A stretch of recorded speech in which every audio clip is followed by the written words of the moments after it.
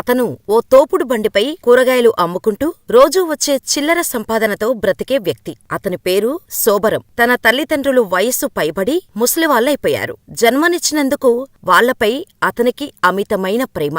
ఆ కారణంగా అందరిలా పెళ్లి చేసుకుని కుక్కీలో పడిన అమ్మనాన్నలను వదిలేకుండా కంటికి రెప్పలా కాపాడుకుంటూ వచ్చాడు. వాళ్లను చూసుకునే బాధ్యతతో తాను పెళ్లి చేసుకోవాలి అనే ఆలోచన కూడా అతనికి రాలేదు. అలా ఒంటరిగానే కష్టపడుతూ వచ్చిన డబ్బుతో కడుపు నింపుకుంటూ తన వ్యాపారాన్ని కొనసాగించుకుంటూ తన తల్లిదండ్రులను చూసుకుంటూ వచ్చాడు. అలా ఒకరోజు ఎప్పట్లాగానే కూరగాయలు అమ్మడానికి ఉదయాన్నే బండి తీసుకొని బయల్దేరాడు సోబరం. ఇక రోజంతా కూరగాయలు అమ్మి అలసిపోయి సాయంత్రం కావస్తుండగా తిరిగి ఇంటికి బయల్దేరాడు. కొంచెం దూరం వచ్చేసరికి ఎప్పట్లాగానే చీకటి పడింది. సోబరం వస్తున్న దారిలో వాహనాలు ఏవీ రావట్లేదు. చీకటి పడటంతో అంతా నిశ్శబ్ద వాతావరణం. ఒంటరిగా వస్తున్న సోబరంకి ఎక్కడో ఓ పసికందు ఏడుస్తున్న శబ్దం వినిపించింది. ఎక్కడి నుండి వస్తుంది ఆ సౌండ్ అనుకుని చుట్టూ వెతికాడు. పాప ఎక్కడా కనిపించట్లేదు. కాని ఏడుస్తున్న శబ్దం మాత్రం దగ్గర్లోనే వినిపిస్తుంది. చుట్టూ తిరిగి చూశాడు.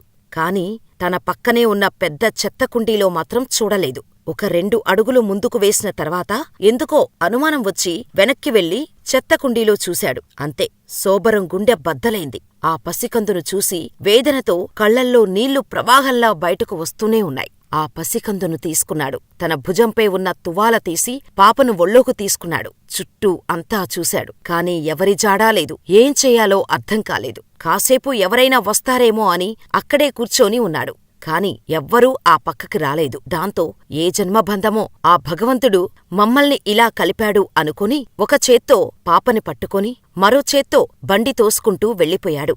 ఇదంతా 30 ఏళ్ల కింద జరిగిన సంఘటన. పసికందుని తల్లిదండ్రులతో సహా కంటికి రెప్పలా కాపాడుకున్నాడు సోబరం. జ్యోతి అనే పేరు పెట్టుకున్నాడు. కన్న కూతురికి ఎంత చేయగలడో అంతకన్నా ఎక్కువే చేశాడు. మంచి స్కూల్లో చేర్పించి గొప్పగా కష్టపడి బాగా చదివించాడు. జ్యోతి తన కన్న కూతురు కాదు అనే ఆలోచన కూడా ఆమెకు రాకుండా పెంచాడు సోబరం. అందరూ జ్యోతిని, ఆమె తెలివిని చూసి అసూయతో స్కూల్లో, వీధుల్లో కూరగాయలు అమ్మేవాడి కూతురు చెత్తకుప్పలో దొరికింది అంటూ నానా రకాలుగా వేధించేవారు. కాని అవేమీ తను పట్టించుకోలేదు. తండ్రి సోబరమే తన సర్వస్వం అనుకుంది. నిజానికి సోబరం తన తల్లిదండ్రులను చూసుకోటానికే రోజంతా పనిచేయాల్సి వచ్చింది. దానికి తోడు పసిపాప. తల్లిదండ్రుల ఆలనా పాలనా చూసుకుంటూనే జ్యోతిని కూరగాయలు అమ్మటానికి తన వెంట భుజాన కట్టుకుని తీసుకుని వెళ్లి వచ్చేవాడు. అన్ని కష్టాలు పడుతూ జ్యోతిని కన్న కూతురిలా సాకుతూ వచ్చాడన్న విషయం జ్యోతికి బాగా తెలుసు. అందుకే ఎవ్వరు ఏం వాగినా ఎవ్వరి మాటలూ పట్టించుకునేది కాదు. తన తండ్రి కోసం ఏదైనా చెయ్యాలనుకుంది. కొద్ది రోజులకే సోబరం తల్లిదండ్రులు మరణించారు. దాంతో సోబరంకి జ్యోతి, జ్యోతికి సోబరం ఇలా ఒకరికొకరు తోడై బ్రతికారు. అప్పటికి కూరగాయల వ్యాపారం కొంచెం పెరగటంతో జ్యోతిని మంచి స్కూల్లో జాయిన్ చేసి, తల్లి, మనల్ని ఎప్పుడూ ఎవరో ఒకరు ఏదో ఒక విధంగా వేధిస్తూనే ఉంటారు. కిందకి లాగటానికి ప్రయత్నిస్తారు. అయితే వాళ్ల గురించి మనం ఆలోచించటం మొదలు పెడితే మన గురించి ఎవరూ ఆలోచించరు. కాబట్టి ఎవ్వరు ఏమనుకున్నా నాకేం పర్వాలేదు.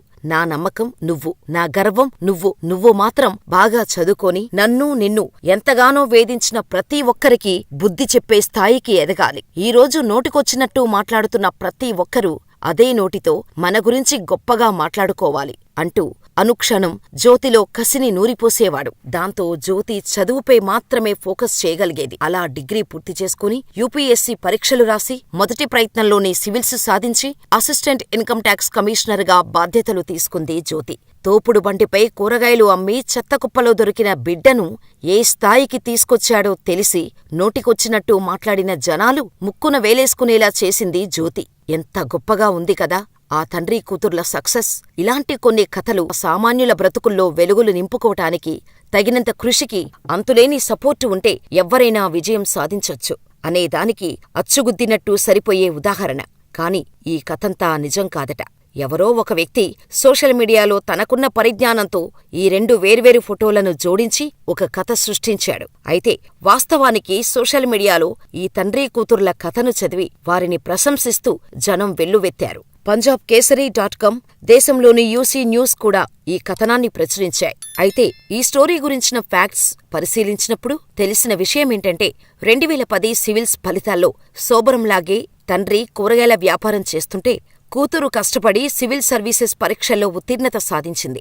ఆమె పేరు దీపాంజలి. ఆమెను ఉదాహరణగా తీసుకొని దీపాంజలిని జ్యోతిగా మార్చి కొత్త కథ సృష్టించాడు. అందులో నిజానిజాలు అన్నీ న్యూస్ ఛానల్స్లో కూడా ప్రచురించాయి. అయితే ఏది ఏమైనప్పటికీ ఏ కథైనా మనకు కావాల్సింది స్ఫూర్తి. ఈ కథ అబద్ధమై ఉండొచ్చు కాని అందులోని స్ఫూర్తి మాత్రం అంతులేనిది. ఆడపిల్ల అని పురిట్లోనే ప్రాణం తీసేవాళ్ళకి ఈ కథ కొందరికైనా కళ్ళు తెరిపిస్తుందేమో అని ఈ మా చిన్న ప్రయత్నం. మరి ఈ వీడియోపై మీ అభిప్రాయం కామెంట్ చేసి, వీడియో నచ్చితే లైక్ చేసి మా ఛానల్ని సబ్స్క్రైబ్ చేసుకుని పక్కనే ఉన్న బెల్ ఐకాన్ కొట్టేయండి. మరో వీడియోతో మరో అద్భుతమైన వ్యక్తిగతతో మళ్ళీ కలుద్దాం.